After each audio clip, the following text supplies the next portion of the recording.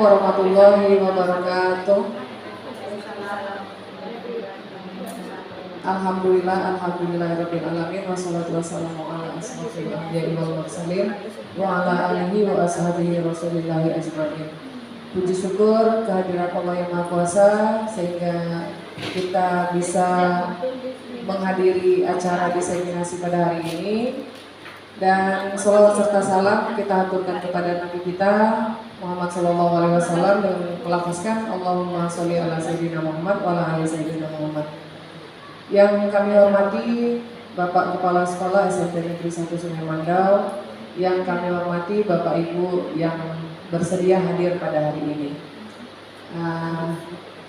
Baiklah, pada hari ini kita akan mengadakan dua diseminasi. Diseminasi pertama akan dilaksanakan oleh sahabat kita Ibu Evi Ristia SPD dengan judul diseminasi budaya positif. Diseminasi budaya positif. Diseminasi kedua nanti akan dilakukan oleh saya sendiri dengan judul diseminasi pembelajaran abad 21 realistic mathematics education dan STEM. Baiklah, untuk rangkaian acara yang pertama kami minta kesediaan Bapak Kepala Sekolah untuk memberikan kata sambutan sebagai pembukaan, sekaligus pembukaan. Kepada Bapak kami persilakan.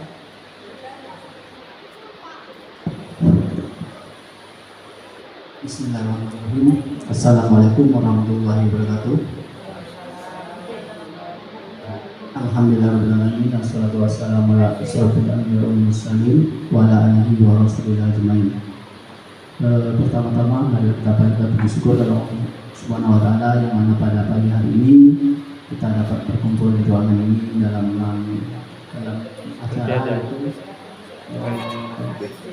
diseminasi dari ujung mas diseminasi budaya positif Nadel dan 14 dan RNE dan STEM. Yang insya Allah sebentar lagi akan disampaikan oleh rekan-rekan guru kita yaitu Ibu Evi dan Ibu Atika Komalasari.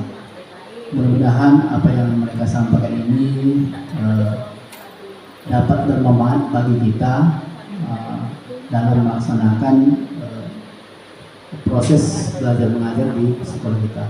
Mudah-mudahan kegiatan ini berjalan lancar sesuai dengan harapan kita bersama.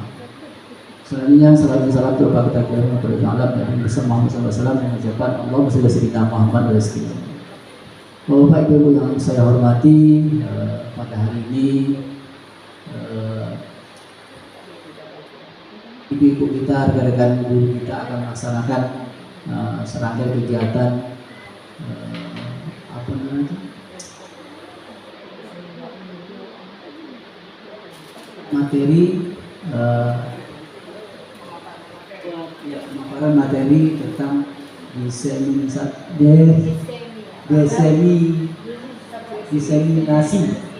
payah menyebut dari dia awal tahun semen kelas 9 lain artinya kan disebut ya budaya positif yang model 14 dalam kegiatan guru penggerak yang satu-satunya berasal dari sekolah kita SMP 1 Sulawesi. Mudah-mudahan untuk yang akan datang ya rekan-rekan kita yang lain nanti ikut termotivasi untuk melaksanakan kegiatan guru penggerak ini.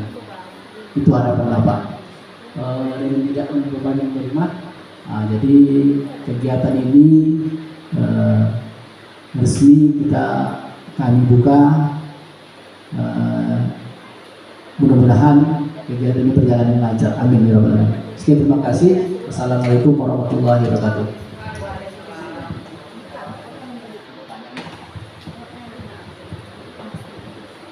Terima kasih kami ucapkan kepada Bapak atas sambutannya dan pembukaannya. Berikutnya acara selanjutnya kita langsung ke inti saja, diseminasi budaya positif dalam rangka pemaparan materi oleh Bu Evi Ristia, calon guru penggerak angkatan 9. Kepada Ibu Evi Ristia kami persilakan.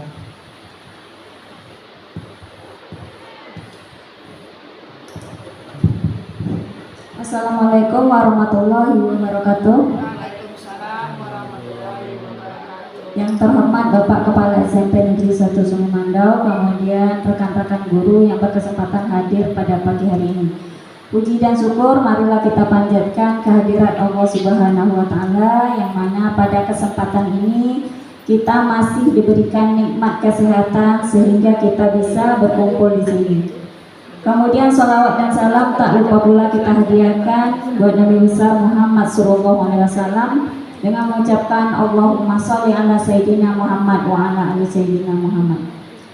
Baik Bapak Ibu, terima kasih atas waktu yang sudah diluangkan. Kemudian kami juga berterima kasih kepada Bapak Kepala Sekolah yang sudah memberikan dukungannya kepada kami untuk melakukan kegiatan ini. Baik Bapak Ibu, saya Evi Ristia, guru penggerak angkatan, calon guru penggerak angkatan yang 9. Saya berada di bawah naungan fasilitator Bu Ria Ratna Dewi dan pengajar praktik Bu Purwanti. Nah, adapun tujuan dari diseminasi ini adalah mengimplementasikan budaya positif, yaitu ada paradigma belajar, disiplin positif, motivasi perilaku manusia, kebutuhan dasar manusia, posisi kontrol, restitusi, keyakinan kelas, dan segitiga restitusi. Sebelum kita membahas ini, kita akan breaking terlebih dahulu. Kebetulan kita sudah hafal gerakan ini, jadi kita pakai yang kemarin aja. Saya meminta kesediaan Bapak Ibu untuk berdiri di tempatnya masing-masing.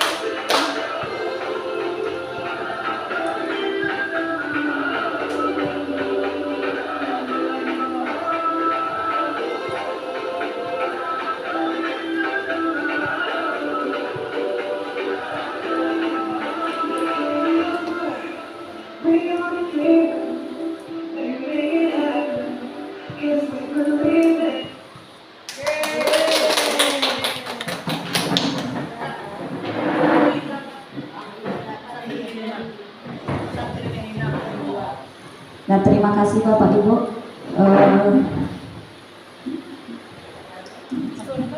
Ya, ini adapun budaya positif yang pertama, yaitu tentang disiplin positif. Apa sih yang dimaksud dengan disiplin positif ini? Jadi disiplin positif ini adalah suatu pendekatan untuk menerapkan disiplin dalam diri anak tanpa hukuman dan hadiah.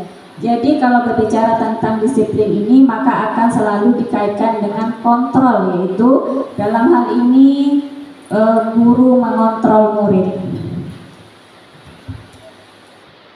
Nah, ini ada suatu permainan, permainannya dengan cara berpasangan, yaitu satu orang menggenggam tangannya, ya. Satu orang berusaha untuk membuka genggaman ini tadi, boleh dengan hardik, dengan mengancam, dengan menghardik, merayu, menyuap, ataupun dengan cara apa saja. Nanti saya bagikan kertasnya, tulis benda yang paling berharga menurut Bapak Ibu, tapi tidak disyaratkan nama suami ya Bapak Ibu. Barang berharga lainnya, tulis nanti digenggam kuat-kuat, terus kawan satunya membuka.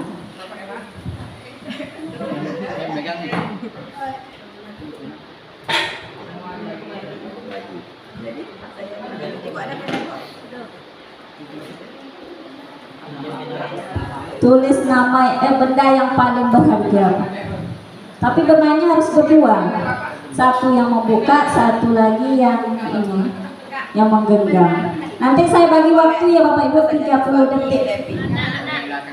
Kira-kira bisa dibuka atau tidak, terserah, mau dirayu, mau disuap, mau pokoknya dengan cara apa saja gitu.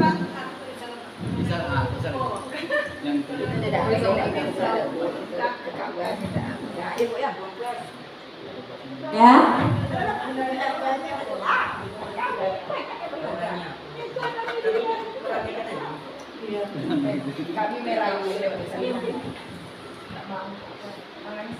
Udah Bapak Ibu, silakan digenggam kertasnya. Saya berikan waktu 30 detik. Udah Bu Hemi? Satu orang aja. Yang satu menggenggam kertasnya, yang satu membuka. Jadi kertasnya satu aja. Iya, satu aja. Misalkan Bu Hemi menggenggam, Bu Hemi yang membuka gitu ya. Oke, saya hitung 1, 2, 3 ya Bapak Ibu, waktunya 30 detik. Gunakan trik apa saja, oke? 1, 2, 3.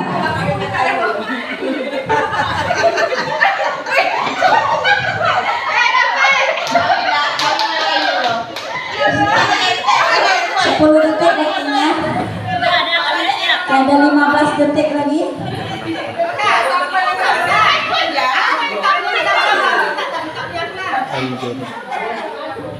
Oke, 5, 4, 3, 2, 1. Ya, habis waktunya. Siapa yang bisa membukanya tadi Bapak Ibu? Tangan yang terbuka tangan siapa? Oke, Bu Emma, Bu Atika, berhasil semua ya, berarti terbuka. Nah, apa maksudnya ini? Maksudnya adalah seandainya ini tadi adalah murid yang kita genggam, murid, kemudian yang menghardik, yang merayu itu adalah guru. Bagaimanapun caranya, guru ini mau menghardik, mau marah, dia tidak akan bisa mendisiplinkan anak itu jika anak itu tidak mau disiplin. Jadi kontrol dirinya itu di genggaman atau yang membuka Bapak Ibu? Yang membuka kontrol itu yang punya genggaman atau yang membuka? Yang menggenggam ya. Ya, yang menggenggam sebenarnya. Kalau dia tanpa dirayu, kalau dia punya niat untuk membuka, terbuka kan? Maksudnya kalau anak itu punya dalam diri dia kesadarannya sendiri untuk disiplin, maka dia akan disiplin. Nah, ini dia. Kita banyak salah paham tentang konsep kontrol ini. Kita ingin mendisiplin anak dengan kontrol berbagai cara. Yang pertama yaitu ilusi guru mengontrol murid. Kita memaksa murid untuk mengikuti aturan. Memang terkadang anak itu mengikuti aturan, nampak kita.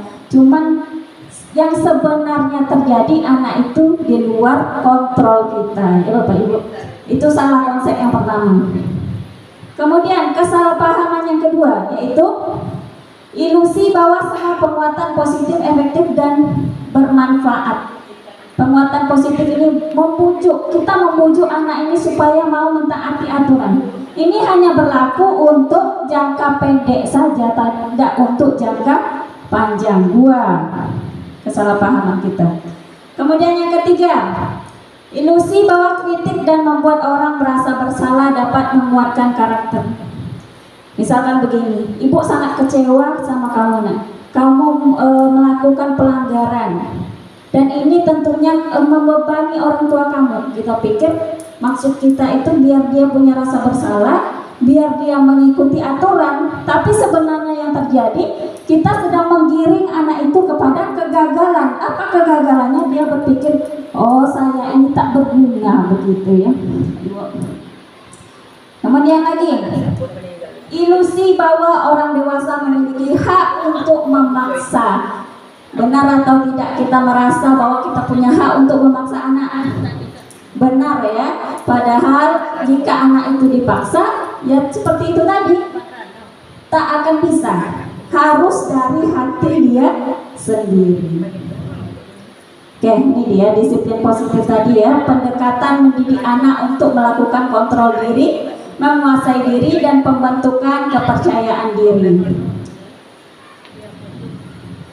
Nah, bagaimana sih caranya anak-anak ini biar mengikuti aturan? Tentu harus ada motivasi. Motivasi ini pun ada yang bagus, ada yang tidak. Kita lihat motivasinya. Ada motivasi eksternal. Ada anak itu dia patuh kepada aturan karena dia takut terhadap hukuman. Ya. Kemudian kedua, motivasi eksternal. Ini bagus, kelihatannya bagus nih. Kita kasih imbalan atau kita kasih penghargaan biar dia patuh. Padahal ini tidak. Kemudian yang ketiga, untuk menghargai diri sendiri, motivasi internal. Nah, motivasi inilah yang harus kita tanamkan kepada anak didik kita. Tentu untuk menanamkannya butuh proses dan tidak mudah. Tapi itulah pendidik harus tetap semangat.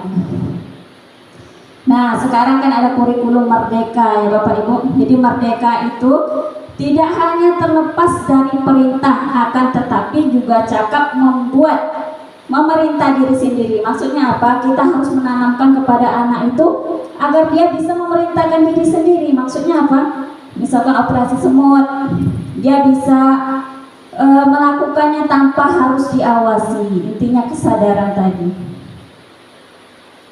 Ini dia ada hukuman, penghargaan, konsekuensi, restitusi. Nah, maupun penghargaan, hukuman yang kita berikan pada anak agar anak itu patuh, itu tak bagus. Itu hanya menghancurkan potensi dia saja. Cara yang bagus apa? Yaitu dengan restitusi, yang menjadi sebuah pendekatan untuk menciptakan disiplin positif. Ini dia ciri-ciri hukuman tidak terencana. Murid tidak tahu apa yang akan terjadi. Murid tidak dilibatkan, bersifat satu arah, berupa fisik ataupun psikis. Misalkan terkadang dia tidak buat tugas, kita suruh dia mencatat, saya tidak akan mengulangi lagi 100 kali misalkan.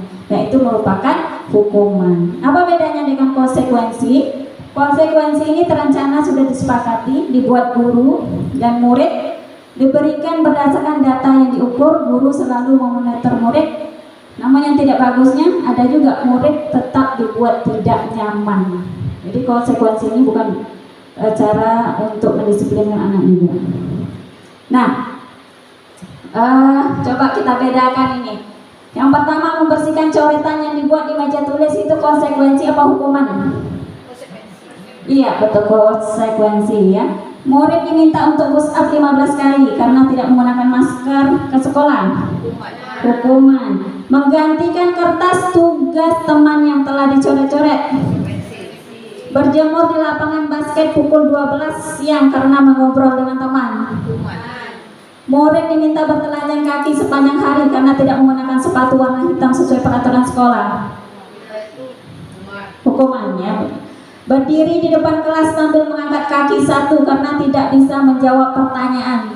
Hukuman. Membersihkan tumpahan air di meja tulis karena tersenggol pada saat belajar.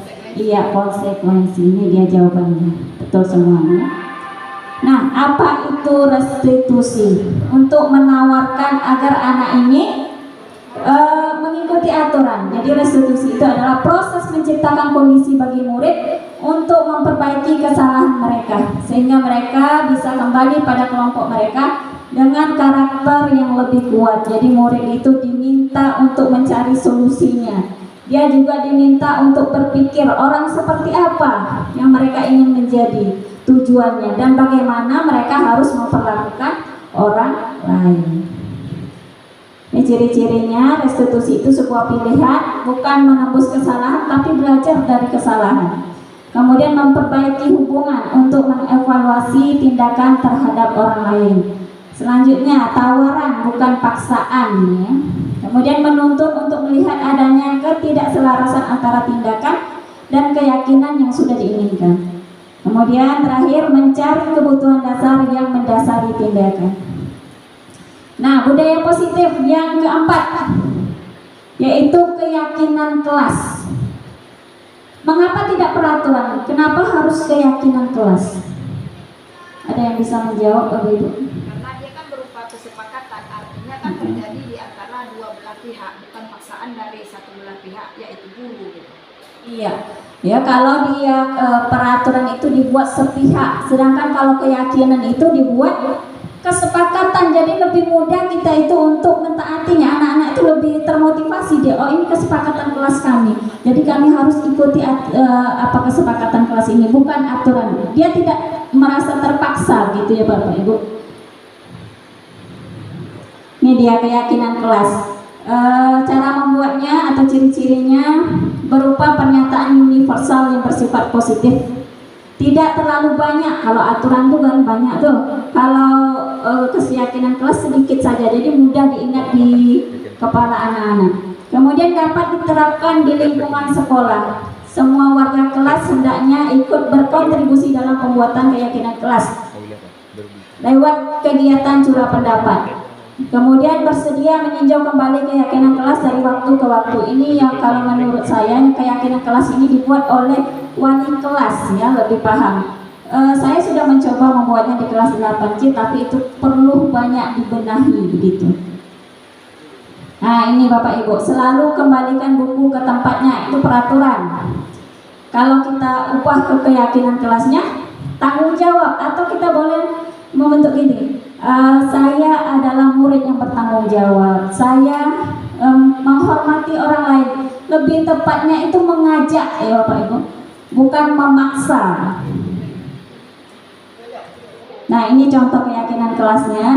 Kalau di kelas kita lihat terkadang cuma ada roster, terus apa lagi?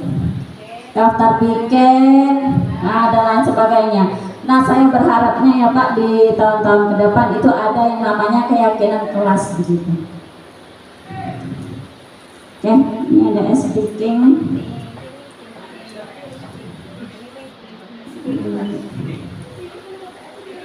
Kita silakan berdiri Bapak Ibu.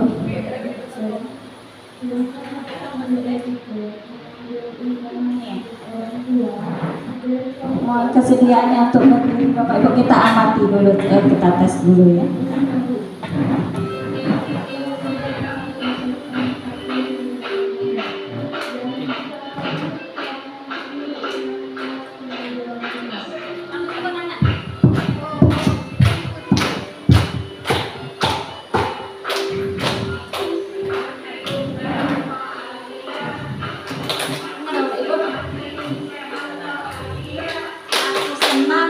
Sehat bahagia.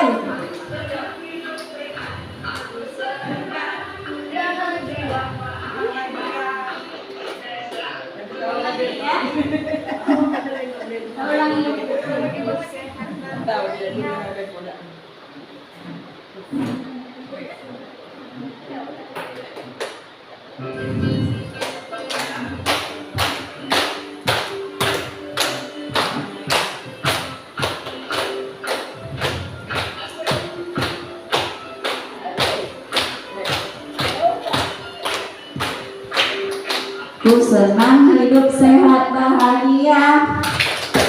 Ku senang hidup sehat bahagia. Ku senang hidup sehat. Senang hidup sehat. Aku senang hidup sehat bahagia.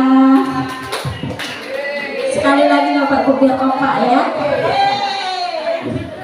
Senang hidup sehat bahagia. Senang hidup sehat bahagia. 1, 2, 3.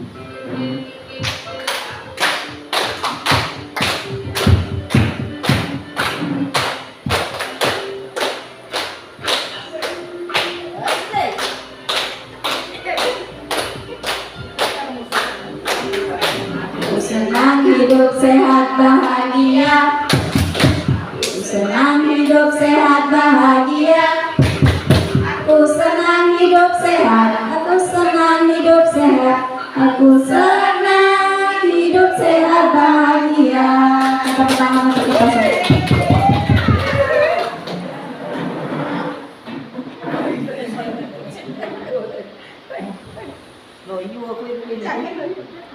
Lanjut, itu kebutuhan dasar manusia. Terkadang ada anak-anak yang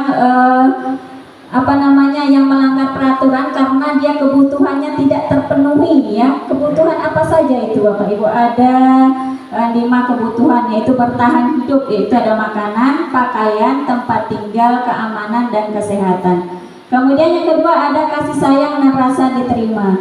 Ada rasa diterima, dipedulikan, berbagi, kerjasama, menjadi bagian dalam kelompok. Selanjutnya lagi penguasaan. Apa itu dia? Harga diri, keinginan untuk dianggap, memimpin, berprestasi, diakui dan didengar. Kemudian kebebasan. Apa itu kebebasan? Ada mandiri, memiliki pilihan, mencoba hal baru, mampu mengendalikan dirinya. Selanjutnya kesenangan, bermain, humor, antusiasme, dan tertawa.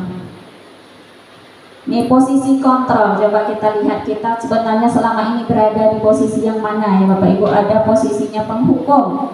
Penghukum ini, contoh gurunya berkata, kalau kamu tidak melakukan, awas ya, itu penghukum. Apa efeknya?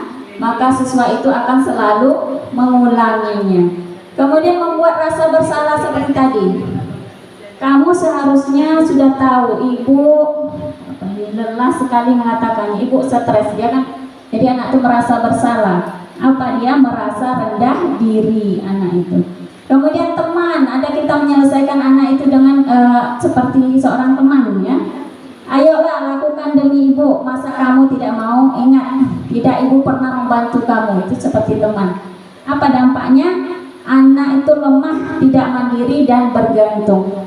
Kemudian pemantau, contohnya apa peraturannya gitu lebih.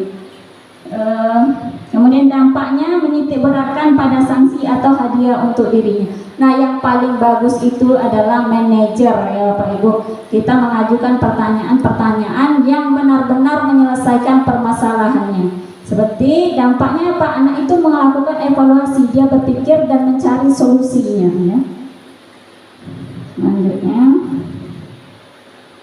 Nah, ini materi segitiga restitusi. Saya sendiri, menurut saya ini bagus sekali untuk menyelesaikan kasus anak-anak dengan segitiga restitusi. Apa itu segitiga restitusi?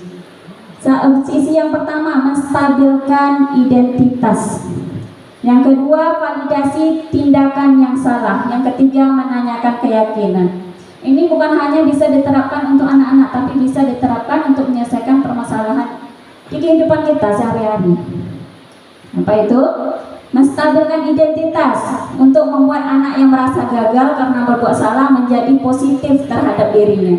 Kita mengatakan, kamu berbuat salah, wajar nak, karena setiap manusia itu pasti berbuat salah. Jadi dia merasa bukan dia sendiri yang merasa bersalah di sekolah begitu, tapi setiap orang punya melakukan kesalahan. Itu namanya menstabilkan identitas. Jadi ketika kita mengatakan itu, mungkin emosinya pada saat itu meledak, karena kita makan seperti itu maka turun emosinya gitu. Kemudian kedua, validasi kebutuhan atau validasi kesalahannya. Ini membantu murid mengenali kebutuhan dasar yang ingin dipenuhinya. Pada dasarnya setiap tindakan manusia tujuannya adalah memenuhi kebutuhan dasar. Apakah itu penguasaan, kebebasan, kasih sayang, rasa diterima, kesenangan, atau bertahan hidup. Contoh perkataan gurunya, kamu bisa saja melakukan hal yang lebih buruk tapi kamu tidak melakukannya. Contoh lainnya lagi, kamu pasti punya alasan kenapa melakukan itu gitu. Jadi tidak langsung menjudge, kenapa kamu melakukan seperti itu. Kita tanya dulu, kamu kenapa, nah alasannya gitu. Kemudian menanyakan keyakinannya. Coba misalkan begini, ada anak berbuat salah, maka kita tanyakan, dari perbuatan kamu tadi kira-kira kamu melanggar peraturan yang mana. Kemudian lagi pada menanyakan keyakinan ini, bagaimana cara kamu untuk memperbaikinya gitu. kita meminta solusi dari anak tersebut.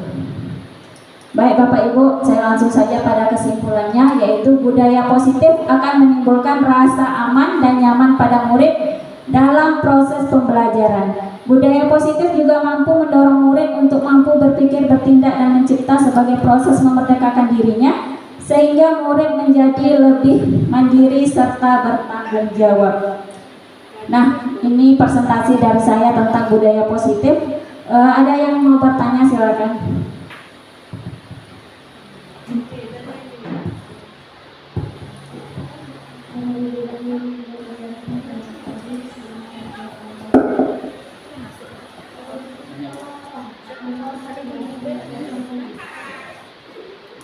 Cek.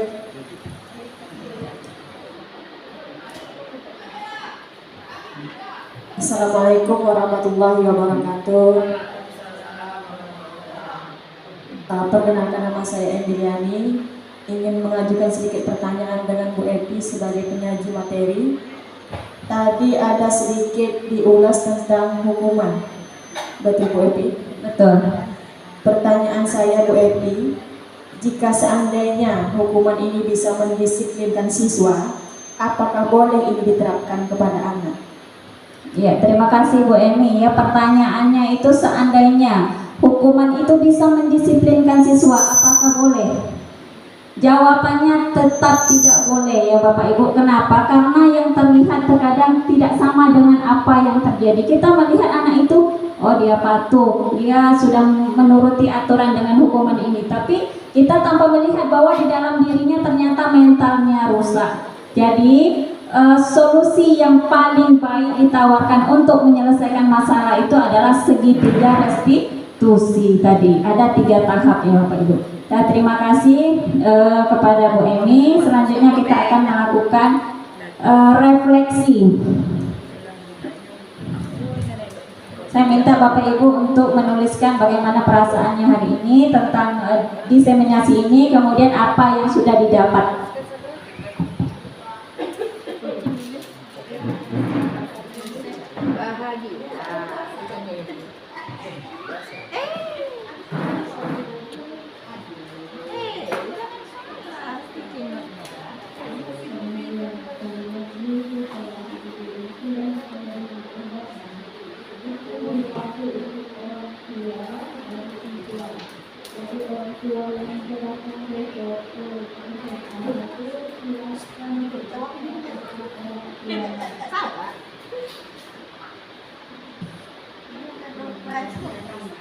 Iya, nanti dicabut pas sama aku.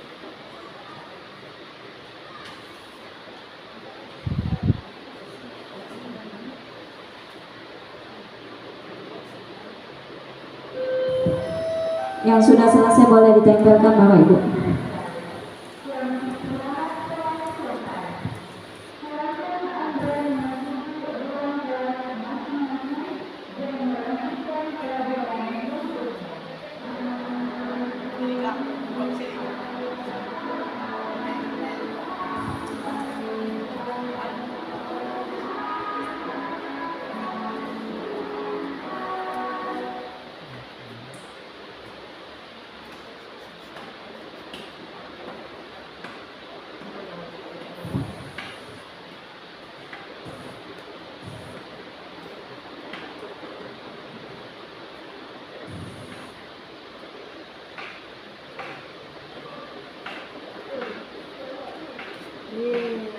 Tempelkan sini aja Bapak Ibu. Door prize-nya adalah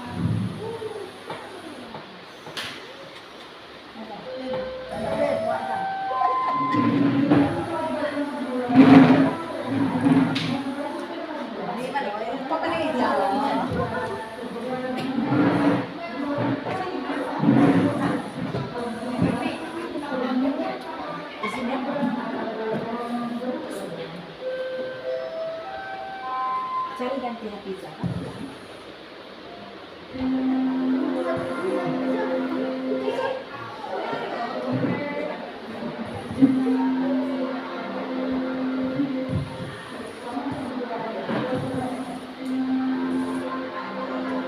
Dan Main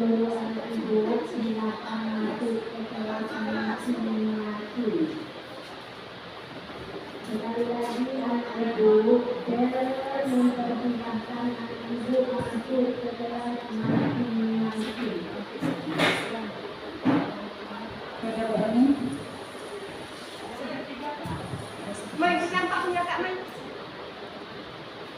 Tempel balik.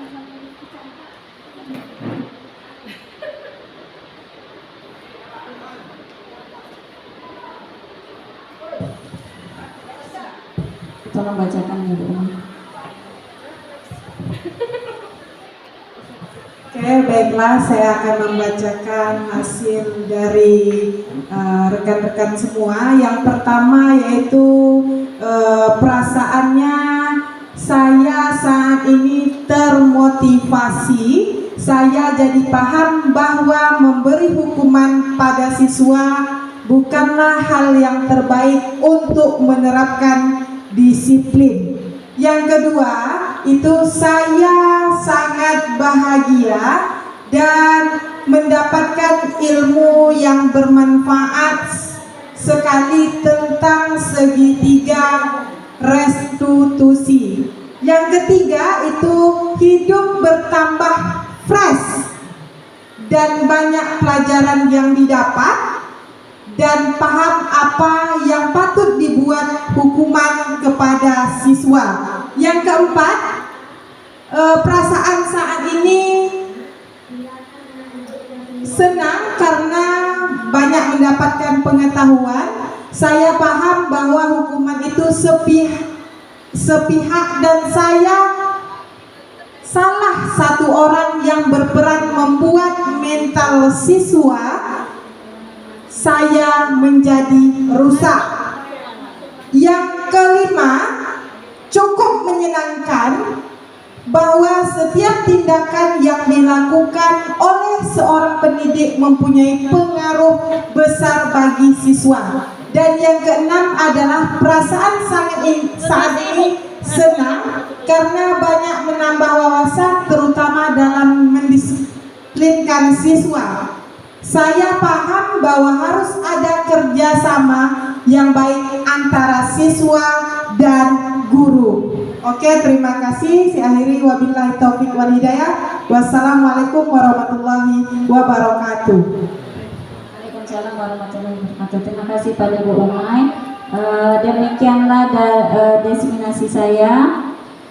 Terima kasih kepada rekan-rekan yang sudah bersedia hadir di sini dan dukungannya juga. Akhir kata, assalamualaikum warahmatullahi wabarakatuh, dan saya serahkan kepada Bu Atika.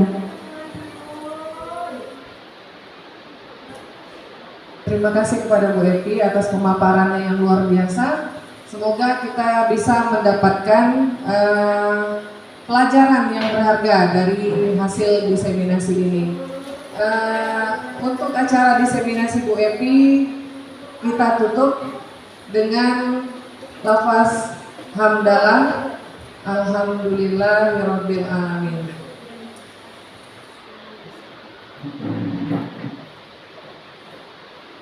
Berikutnya kita adakan foto bersama dulu untuk sesi Bu Epi ya. Setelah itu baru sesi Bu Atika. Oh, sekalian aja. Oke. Matikan videonya di sini.